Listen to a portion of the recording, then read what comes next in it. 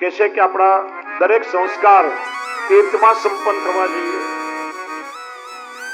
દરેક વખતે માણસ તીર્થમાં ક્યાં જાય તો કે છે ગૌશાળાથી મોટું કોઈ તીર્થ નથી. ગાયના પગની ખરીમાં 33 કોટી તીર્થોનો વાસ છે. કેટલા? 33 કેટલા? કરોડ નહીં, કોટી. કરોડની સંખ્યા નથી. કોટી એટલે પ્રકાર. કોટી એટલે કરોડ પણ થાય ને કોટી એટલે પ્રકાર પણ થાય. આ બહુ ખોટી માન્યતા ઘૂસી ગઈ છે કે હિન્દુ ધર્મમાં 33 કરોડ દેવી દેવીઓ છે. કરોડની સંખ્યા નથી. 33 પ્રકારના દેવદેવીઓને તીર્થો બતાવ્યા છે. જુદી જુદી યોનિઓના. સંખ્યા હજારોની થાય, 33 કોટી એટલે પ્રકાર છે. ધ્યાન રાખો. એટલે ગાય એ હાલતું ચાલતું તીર્થ છે. ગૌશાળા તીર્થ કહેવામાં આવે છે. અને એટલા માટે જો જન્મથી લઈને મૃત્યુ સુધી દરેક સંસ્કારમાં ગાયની આવશ્યકતા પડે છે. બાળકનો જન્મ થાય ત્યારે પણ ગૌદાનનો સંકલ્પ થાય છે. મૃત્યુ સમય પણ ગૌદાનનો સંકલ્પ થાય છે. અને ગાયના ગોબરના ચોકામાં શરીરને રાખવામાં આવે છે. અને જે ગાયનું દાન થયું હોય એ જ ગાય એને વૈતરણી તરાવી અને પિતૃલોક સુધી પહોંચાડે છે. એવી માન્યતા છે. પ્રભુનું નામકરણ સંસ્કાર ખીરકમાં ગૌશાળામાં સંપન્ન થયું છે. કે છે સૌથી પહેલા મોટા ભાઈનું નામ પાડીએ.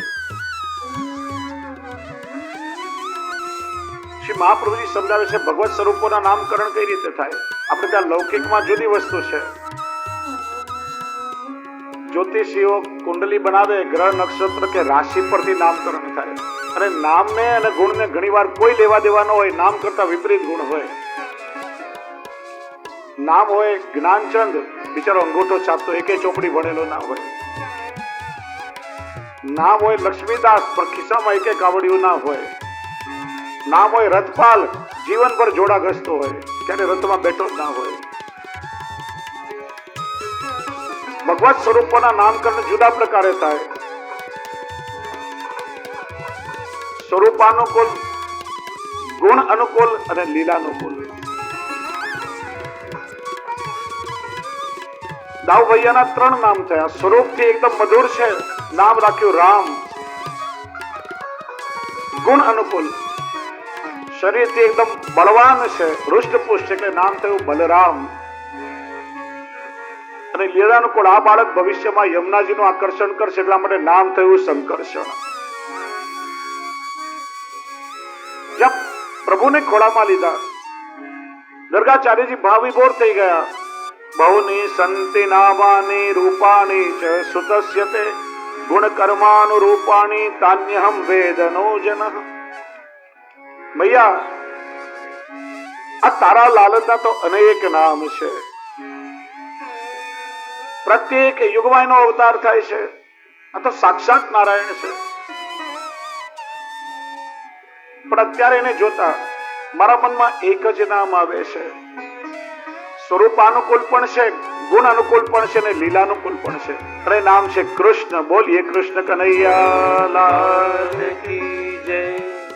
નામકરણ થયું કૃષ્ણ. કૃષ્ણ તાપાની ઉપનિષદમાં કૃષ્ણ નામની વ્યાખ્યા બતાવી.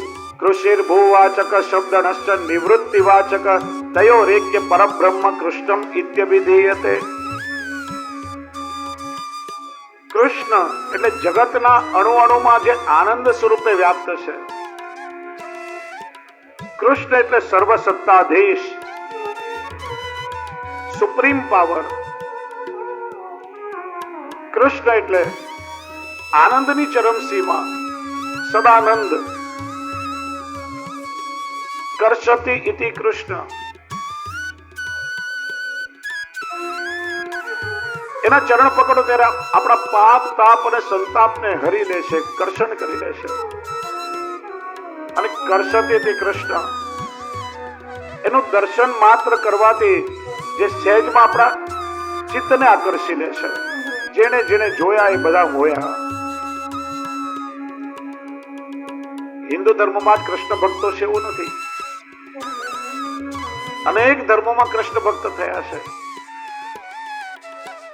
તાજ બીબી, કારે ખાન, કવિ બક્ષુદ, રહીમજી, પ્રિયતમ છબી નૈનન બસી, પર છબી કહા સમાય, ભરી સરાય રહીમ લખી આપ પથિક ફીર જાય. કૃષ્ણની છબી જેના નેત્રોમાં સમાઈ હોય એના જગતમાં બીજું શું જોવું ગમે. જેમ કોઈ પ્રવાસી મુસાફર ધર્મશાળાના દ્વાર પર આવે ને ખબર પડે કે બધા ઓરડાઓ ફૂલ છે, ભરેલા છે, તો દરવાજેથી જ પાછો ફરી જાય. રસખાનજી સ્વરૂપના દર્શન માત્ર કરતા મોહી પડ્યા છે. કૃષ્ણ એટલે માધુર્યની પરાકાષ્ઠા, કૃષ્ણ એટલે સૌંદર્યની પરાકાષ્ઠા, કૃષ્ણ એટલે પ્રેમની પરાકાષ્ઠા, કૃષ્ણ એટલે સહજતાની પરાકાષ્ઠા. દેવાધિદેવ હોવા છતાં બધાની સાથે દરેકના સ્વભાવ અનુસાર સહજતાથી બધાની વચ્ચે હળી મળીને રહે એ કૃષ્ણ છે. એક પ્રાકૃતતા છે કે જેની જેવી પ્રકૃતિ એને અનુકૂળ બનીને રહ્યા છે. આદિગુરુ શંકરાચાર્યજી જે માયાવાદનું પ્રવર્તન કરવા માટે જેમનો અવતાર છે પણ કયા વગર રહી શક્યા નથી. મધુરમ મધુરેભ્યોપી મંગલેભ્યોપી મંગલમ. આ જગતમાં મધુરમાં મધુર ને મંગલમાં મંગલ કોઈ તત્વ હોય તો કેવલ કૃષ્ણ છે. તો શ્રી મહાપ્રભુજી અનુભવ કરીને કહ્યું, મધુરાધિપતે અખિલમ મધુરમ. અખિલ અને અનંત માધુર્યનો સ્વામી કોઈ તો કેવલ કૃષ્ણ છે. કૃષ્ણનું માધુર્ય લોક વેદાતીત અને દેશ કાલાતીત છે એવું નથી. 5000 વર્ષ પહેલા એમને બધા પ્રેમ કરતા હતા. આજે પણ કૃષ્ણ પ્રત્યે એ જ આદર અને પ્રેમ આપણા સૌના હૃદયમાં છે. કાલે જોયું ને એવા ભાવથી બધા નંદ મહોત્સવ મનાવ્યો કે આપણા અંદર આજે જ કૃષ્ણનું પ્રાગટ્ય થયું હોય. દેખ એનું ભાન આપણે ભૂલી જઈએ. અને કોઈ દેશની સીમાઓ પણ એને રોકી ન શકે એવું નહીં કે ભારતમાં જ લોકો કૃષ્ણને પ્રેમ કરે, તમે અમેરિકા જાઓ તો ઓછો થઈ જાય. ત્યાં પણ એ જ આદર અને પ્રેમ. કૃષ્ણ એટલે અણો રણિયાન મહત્વ મહ્યાન. અણુમાં અણુ કોઈ હોય તો કૃષ્ણ અને વિરાટમાં વિરાટ કોઈ હોય તો કૃષ્ણ. એક બનેલી ઘટના છે વિદેશમાં, શાયદ જર્મની કે કોઈ દેશમાં એક એવો પ્રયોગ થયો કે એક કક્ષની અંદર હિન્દુ ધર્મના બધા જ દેવ દેવીઓની પ્રતિમા મૂકવામાં આવી. એક યુરોપિયન અંગ્રેજને બોલાવવામાં આવ્યો. ભાઈ હિન્દુ ધર્મ કે ના દેવ દેવીઓ વિશે તને કોઈ જ્ઞાન છે? અમને કોઈ નોલેજ નથી. આ બધા દેવ દેવીઓને અમારા આરાધ્ય છે, એમની પ્રતિમા છે, આમાંથી તો કોઈને ઓળખે છે? આમાંથી હું કોઈને ઓળખતો નથી. તો તું બધાનું નિરીક્ષણ કરીને કે આ બધામાં તને સૌથી વધારે કોણ ગમે છે, તારા મનને કોણ ખેંચે છે? પેલો ધારી ધારીને એક એક દેવ દેવીની પ્રતિમા જોવા લાગ્યો અને છેલ્લે કૃષ્ણના સ્વરૂપ પાસે આવીને ઉભો રહ્યો કે આ મને ખેંચે છે, આ મારું મન મોહી રહ્યો છે. પૂછ્યું કેમ? તું એને ઓળખે છે? ના, મને ખબર નહીં આ કોણ છે. કેમ તારા મનને ખેંચી રહ્યો છે? કે બધા દેવ દેવીઓને મેં જોયા, કોઈના હાથમાં અસ્ત્ર છે, શસ્ત્ર છે, કોઈના મુખ પર ક્રોધ છે, કોઈ શાંત મુદ્રામાં છે. આ એક એવો છે કે જેના હાથમાં કોઈ અસ્ત્ર નથી, એના હાથમાં ફ્લૂટ છે, વાંસળી વગાડી રહ્યો છે, નાચી રહ્યો છે ને માનો આપણને શીખડાવી રહ્યો છે કે જીવનની હર ક્ષણ સેલિબ્રેશન છે, તમે જીવનને માણતા શીખી જાઓ. આનંદ, પ્રેમ અને માધુર્યનો અવતાર એટલે કૃષ્ણ. અને એવું નથી હજારો વર્ષ પહેલા ભક્ત કવિઓએ કૃષ્ણને ગાયા હોય. આદિ કવિઓથી લઈ આધુનિક કવિ સુધી જેને જેને કૃષ્ણના જીવનનું દર્શન કર્યું કે લીલાનું શ્રવણ કર્યું એ કૃષ્ણમય ગયા વગર રહી શક્યા નથી ને કૃષ્ણને ગાયા વગર રહી શક્યા નથી. રસકાનજીએ શું વર્ણન કર્યું? જાકો શેષ મહેશ ગણેશ દિનેશ સુરેશુ જાય નિરંતર ધ્યાવે, આદિ અનાદિ અનંત અખંડ અછેદ અભેદ સુવેદ બતાવે. નારદ તે શુક વ્યાસ રટે પછી હારી ગયે પુની પાર ન પાવે, તાહે અહેર કી છોહરિયા છછિયા ભર છાસ पे नाच नचावे. शेष हजार मुख वाला शेष जी, महेश शिव जी, ગણેશ ગણપતિ, સુરેશ ઇન્દ્ર, દિનેશ સૂર્ય, આ દેવો પણ નિરંતર જેનું ધ્યાન ધરે છે એમના ગુણો ગાય છે.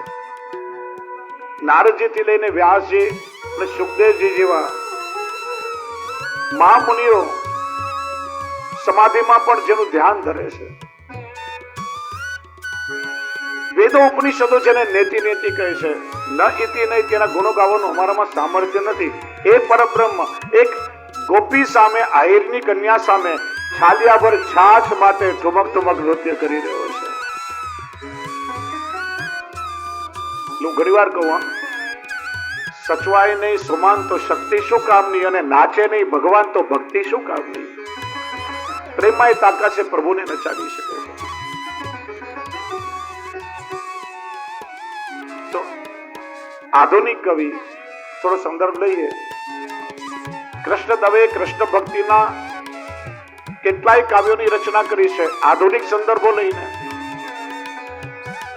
એમનું સાહિત્ય વાંચવા જેવું છે. ક્યારેક મોબાઈલમાં કૃષ્ણ ભક્તિના દર્શન કરાવ્યા, ક્યારેક કમ્પ્યુટરમાં કરાવ્યા. વાસલડી.com, મોરપીશ.com, વૃંદાવન આખું મારા કાનજીની વેબસાઇટ એટલી વિશાળ કે કયા કયા નામ એના રાખું. ધારો કે મીરાબાઈ.com રાખીએ તો રાધા રીસાઈનું શું, અને વિરહી ગોપીનું ગીત એન્ટર કરીએ તો ફ્લોપી બીજાઈનું શું. પ્રેમની આ ડિસ્કમાં તો એવી એવી વાનગી કોને છોડું ને કોને ચાખું. મારા કાનજીની વેબસાઇટ એટલી વિશાળ કે કયા કયા નામે ના રાખું. આગળ કે ગીતાજી.com એકલું ઉકેલવામાં ઉકલી ગઈ પંડિતની જાત. 5000 વર્ષે હજી ભગવદ ગીતા પર સંશોધન ચાલે છે. હજી લોકો ગીતા માટે સંશોધન કરે છે, હજી એનું તળિયું મળતું નથી. ગીતાજી.com એકલું ઉકેલવામાં ઉકલી ગઈ પંડિતની જાત. અને જાત બળી જાય છતાં ખ્યાલ ના રહે, તે જ માણી શકે પૂનમની રાત. તુલસી મીરા સુર નરસૈયો થઈએ તો ઉકલે છે કઈક ઝાંખું ઝાંખું. મારા કાનજીની વેબસાઇટ એટલી વિશાળ કે કયા કયા નામે ના રાખું. અને છેલ્લે બહુ સરસ કહ્યું, એ જ મને પાસવર્ડ મોકલી શકે જેના સ્ક્રીન ઉપર નાચે છે શામ, અને એને શું વાયરસ ઘૂસી શકે જેના ચીર પૂરી આપે ઘનશ્યામ. ઇન્ટરનેટ ઉપર તનગન તો આવે, હું કોઈ દી વિન્ડો ન વાંકું. મારા કાનજીની વેબસાઇટ એટલી વિશાળ કે કયા કયા નામે ના રાખું. કૃષ્ણ તત્વ એટલું વિલક્ષણ છે. કૃષ્ણ એ વ્યક્તિ નથી, કૃષ્ણ એ વ્યક્તિત્વ છે. એટલા માટે જેને જેને જોયા બધા બોલ્યા. સહેજમાં આપણા ચેતડાને ચોરી લે પ્રસંગ આવે છે ને. દિલ્હીના પઠાણોના સરદાર સઈદ ઇબ્રાહિમ, જે ભક્ત કવિ રસખાનજી થયા છે, એક 7-8 વર્ષના વાણિયાના બાળકમાં, મનુષ્યના બાળકમાં બહુ આસક્તિ હતી. આખો દિવસ એની પાછળ પાછળ રખડે, ટગર ટગર એને જોયા કરે, જ્યાં સુધી એનું મોઢું ના જોવે,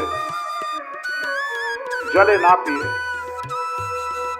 એકવાર રસખાન આવી રહ્યા હતા, બે વૈષ્ણવો વાતો કરે.